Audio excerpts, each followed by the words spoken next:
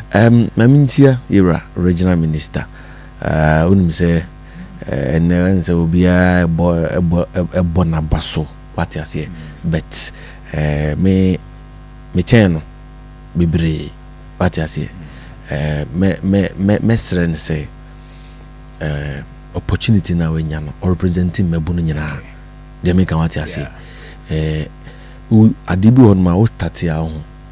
Ede say mvanzi we aban fofora ehuroni ade e koso no de ede be see 2 years down the line and this by 2 years aba ntumi nka say Ashanti no enye regional they make count as here Ashanti no enye region kingdom and this all 35 years near the Ashanti kingdom national as a minister say so a enye TikTok asem enye didi atemasem.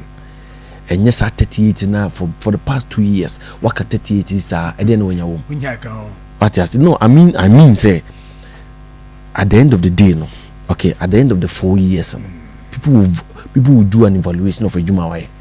But when you're careful, Sadia Kakrana become one. Uncle be do what them. But Obia on some fantasy. You Facebook ya okay ya timi essence ya updates come. Intina make us na juma na oya. Okay. Yeah.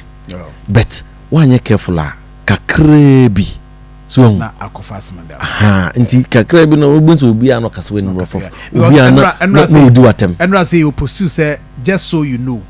Project this week. So I'm interchange outer Kumasi Ring Road, Crowflow Market.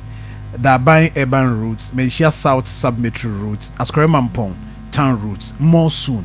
Nti they are all true for say a year the name I mean on focus no nyejuma. Okay, all right. Yes. What I say obi be in the program na wakofa be TikTok.